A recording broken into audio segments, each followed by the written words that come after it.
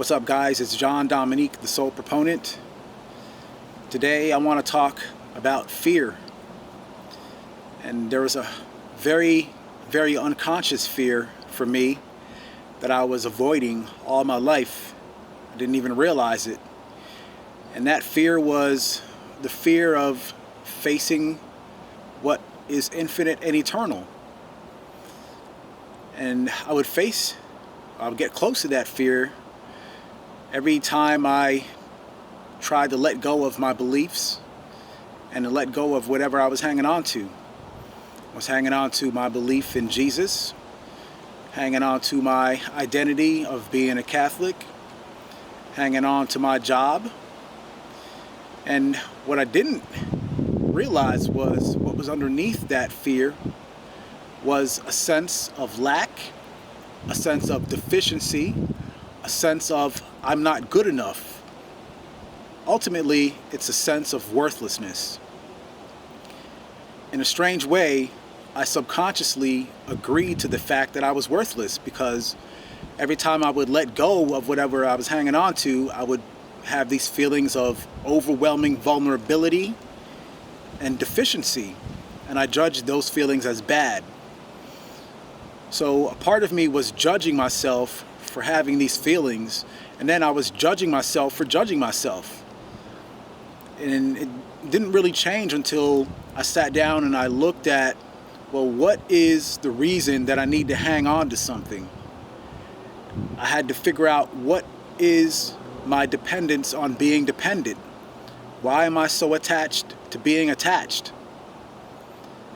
And the realization was that a part of me, this identity of who I think I am, has the need to hang on to something.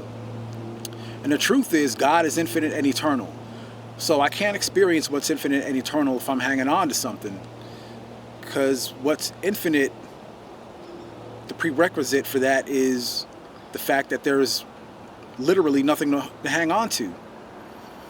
So I was avoiding what's infinite and eternal, and I was fighting a war against God because I didn't know any better. I thought that feeling of vulnerability and that blackness and that void, I thought it was there to swallow me. I thought it was going to kill me. I thought I was going to be dead. I thought I was going to be annihilated. In the end, I got the reverse. I tried to jump into that abyss and that blackness with everything I had. I kept trying to go in there because I felt so worthless. I told myself I'd rather be dead. I'd rather be in hell is what it was. I didn't want to be dead. I wanted something worse than being dead. I wanted to be in hell. So I threw myself into that, what I took to be hell, and I kept going in there and kept going in there and trying to get it. As hard as there was nothing else that I wanted more than to go to hell. And I tried to do that as hard and as fast as I could. And I did this for days and days and days and days, not just once or twice. I didn't ever want to come back out of that. I didn't want to come back into my regular life, because anything was better than facing the worthlessness that I was feeling. And in the end, when I faced that fear and I went along with it, I actually ended up having an experience of spiritual awakening.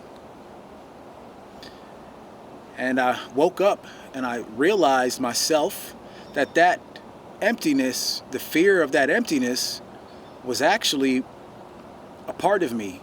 That emptiness, that blackness, that void that was the beginning to my relationship to the soul. And the soul is infinite and eternal. And without that knowledge, I was just avoiding it, and I could never feel good enough. So what ultimately had to happen was I had to go through the process of accepting the emptiness, accepting the void, jumping headlong into that fear without any reservation, regardless of the outcome, no matter what happened. The more I did that, the more spiritual awakening I had, and the more intense my self-realization became. It's very ironic and very counterintuitive. People are going to think it's crazy. Nobody wants to do it because it feels so painful, and people are scared. Now, we look at it, we realize that fear is our master. right? Because fear of losing our job, fear of not having enough money, fear of not having enough resources to survive, that is the master when we look at it. And fear doesn't come from God. There's only one master, and God is the master. So, something to think about, food for thought. John Dominique, the Soul Proponent. Peace.